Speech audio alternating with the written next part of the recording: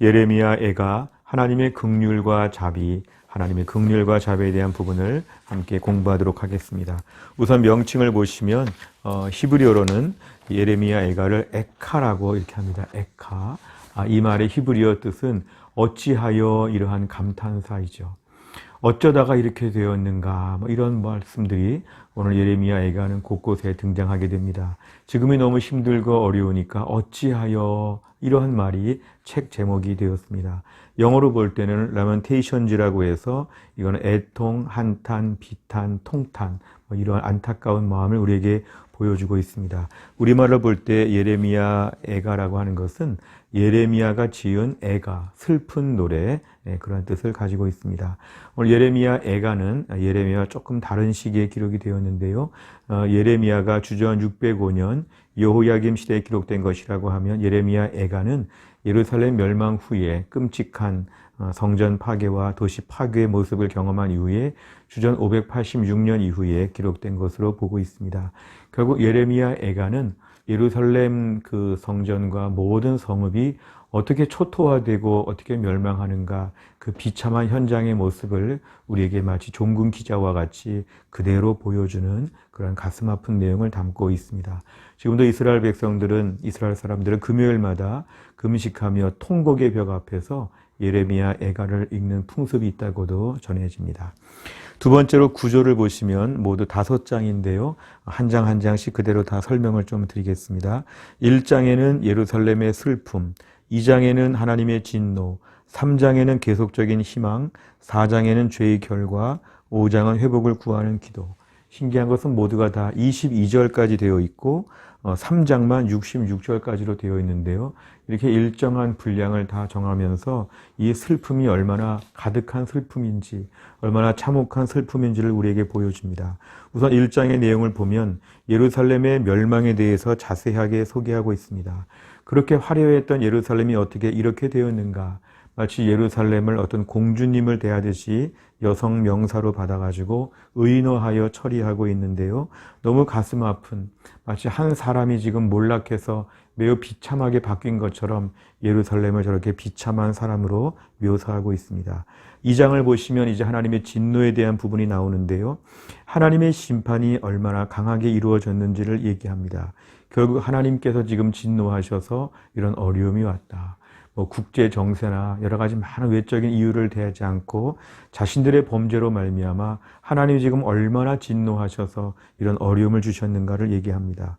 3장에 보면은 계속적인 희망이라고 했는데요. 예레미야가 이제 비탄에 빠지게 됩니다. 너무 힘들고 어렵다는 것이죠. 그러나 이 속에서 오늘 예레미야는 하나님께는 유일한 소망이 있다. 앞과 옆이 다 막혀 있는데 위가 뚫려 있다고 하는 것처럼 세상이 다 어렵지만 절망적이지만 하나님께 유일한 소망이 있다는 것을 오늘 3장에서 매우 많은 분량, 다른 장에 비해 한 3배 정도의 분량으로 더 강조하고 있습니다. 오늘 4장을 보면 죄의 결과라고 되어 있습니다. 이것은 바로 뭐냐 하면은 당시 얼마나 이스라엘 백성들이 죄를 졌는지를 한 번 더 부각하여 설명합니다. 왕부터 백성들에 이르기까지 제사장과 선지자와 지도자들 모두가 다 완전히 부패한 전적 부패와 타락이 있는 이 예루살렘의 멸망이 바로 왜 이렇게 되었는가? 죄악의 결과라는 걸 강조합니다. 마지막 5장에서는 그렇지만 지금이라도 회복을 구하는 기도를 드리면서 하나님께 엎드리는 선지자의 눈물로 마무리가 되고 있습니다. 세 번째를 보시면 주제에 대한 것입니다. 첫 번째, 재난 중에서도 하나님을 의지한다 그랬습니다. 재난 중에, 사실 재난이라고 하는 것이 너무 끔찍하게 되면 기도할 힘도 없고 너무 답답한데요. 예루살렘 성이 지금 바벨론에 의해서 완전히 멸망되고 완전히 지금 잿더미로 바뀌고 있는 그 상황 가운데도 하나님을 의지한다는 게 중요합니다. 하나님을 의지해봤자 지금 소용이 없다거나 하나님께서 우리를 돌보지 않는다고 하는 이런 의심이나 여러 가지 부정적인 마음이 들 수 있는데 오늘 예레미야 애가에서는 그래도 이 상황에서라도 잿더미에 엎드려서라도 하나님께 구해야 된다. 하나님밖에 없다. 울부짖고 나와야 된다. 최후의 자리까지도 하나님께 나오려고 하는 그 마음들을 우리가 강조하고 있습니다. 두 번째를 보면 재난 중에 원망 대신 회개에 집중한다 그랬습니다. 사실 재난이 올 때에 당시에 아까 말한 범죄의 경우를 보면 왕이 범죄했다. 제사장이 범죄했다, 선지자가 범죄했다, 아니면 바벨론이 너무 강팍하다, 여러 가지로 많은 이런 식으로 계속 말하다 보면 마음이 더 황폐하게 되죠.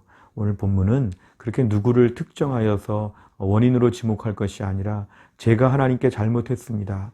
저 때문에 이런 어려움이 오게 되었습니다. 결국 우리 모두에게 잘못이 있다고 인정하고 회개하는 것에 집중하는 것이 필요합니다. 보통 어려운 일을 당하게 될 때는 회개하지 아니하고 원망하거나 한두 사람을 희생양으로 잡아서 모든 분노를 쏟아붓는 것, 이 세상의 문제 해결 방식이죠.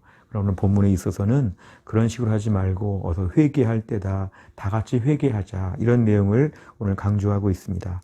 세 번째를 보면 하나님을 향한 소망을 붙잡는다 그랬는데요. 오늘 본문에 이제 하나님께 유일한 소망이 있다는 걸 다시 한번 붙잡는 것입니다. 예레미야 에가나 다 마찬가지인데요. 절망의 시대 가운데 여전히 아주 희미한 불빛처럼 하나님 앞에 유일한 소망이 있다는 것을 선지자는 강조합니다. 이 정도로 어려우니까 소망은 전혀 없다고 말하지 않고 소망이 딱 한 군데 있는데 하나님 앞에 유일한 소망이 있다. 예레미야 에가는 우리에게 오늘 하나님에 대한 소망을 분명히 강조합니다. 그냥 슬프고 가슴 아프고 속상하고 화가 나고 그런 얘기만 하는 것이 아니라 하나님께 소망이 있으니까 하나님께 나아가자, 하나님을 기대하자, 이런 얘기가 예레미야 에가에는 잘 드러나 있습니다. 네 번째 적용을 보시면 첫째, 죄악의 절망 속에서 하나님께 나와야 한다. 최악의 절망, 정말 힘들고 어려울 때 하나님께 유일하게 나와야 한다는 것이죠. 너무 힘드니까 지금은 기도할 수 없고 예배할 수 없고 말씀 볼 수 없다. 너무 힘드니까 지금은 나는 하나님 앞에 아무것도 하기가 싫다. 우린 종종 그럴 때가 있습니다. 얼마나 힘들었으면 우리 마음이 그렇게 구부러지고 그렇게 마음이 어두워질지 우리는 충분히 공감할 수 있습니다. 그런데 공감이 중요한 게 아니라 살 길을 찾는 방법은 그 자리에 최고의 절망, 최악의 절망에 하나님께 나와야 한다는 것이죠. 지금 내가 처한 상황이 제일 어렵다고 할 때 이 자리에서 하나님께 나오면 기적적인 반전이 있고 이 자리에 가만히 있으면 더 어려워진다는 것입니다. 결국 우리는 제일 힘들고 어려울 때 그때가 하나님이 부르시는 최후의 은혜의 자리가 될 것을 믿고 하나님께 나와야 함을 알아야 합니다. 두 번째를 보면 원망할 마음 대신 회개할 마음을 갖는다 그랬습니다. 우리 안에 자꾸만 이렇게 서운함과 분풀이와 여러 가지로 이해득실 차이 많은 걸 얘기할 수 있겠으나 원망할 마음이 생기면 지금을 이길 만한 능력이 생기지 않습니다. 원망은 자해 행위와도 똑같습니다. 사탄이 저희를 완전히 망하게 만드는 영적 공격이기도 합니다. 이럴 때 주님 회개합니다. 회개합니다. 하나님 제가 잘못했고 이런저런 점이 떠오릅니다. 제가 하나님 앞에 부족했습니다. 하나님 앞에 엎드려 나가게 될 때 하나님께서 새로운 길을 열어주신다는 것이죠. 회개하게 되는 것, 내 인생의 궤적을 다시 한번 돌아보고 어디에서 어떤 문제가 있었는지를 복기해보고 다시 한번 하나님 앞에서 회개할 때에 회개할 기회를 통해서 우리가 회복의 은혜를 누릴 수 있다는 것입니다. 절대로 재난의 때에 원망하지 않는다, 이런 결심이 필요합니다. 마지막 세 번째는 하나님으로 인해 최종 소망이 있다 그랬습니다. 여기에 최종이란 단어를 좀 우리가 눈여겨보시기를 바랍니다. 하나님으로 인해서 마지막에 소망이 있다는 걸 분명히 알아야 합니다. 우리 인생은 우리가 다 책임지는 게 아니라 마지막에 하나님이 책임져 주십니다. 우리가 다 모든 걸 끝까지 가는 것 같지만 어느 정도 가면 하나님 마지막에 마무리하게 해주십니다. 결국 우리 안에는 소망이 하나님께 있다고 보아야 합니다. 나의 실력이 많을 때 자랑하고 나의 실력이 없을 때 절망하는 것은 아직도 무게중심이 나한테 있다는 것이죠. 마지막에 중요한 것은 하나님이 최종 우리의 승인자가 되고 결재권자가 되시고 우리에게 소망이 되어 주신다. 그래서 우리의 상태와 관계없이 오늘도 하나님 앞에서 최종 소망을 품고 하나님 회복해 하여 주옵소서. 회복해 하실 능력이 있음을 믿습니다. 저 지금이라도 회복하고 싶습니다. 이렇게 분명한 어떤 영적인 주체성을 가지고 나아가게 될 때 우리 안에 하나님께서 오늘 긍휼과 자비하심을 허락하여 주신다는 게 예레미야 에가에서는 핵심적인 내용입니다. 우리 모두가 힘들고 어려운 때를 살지만 하나님 안에 긍휼과 자비하심을 힘입어서 헤쳐나갈 수 있는 은혜 주시기를 간절히 바랍니다.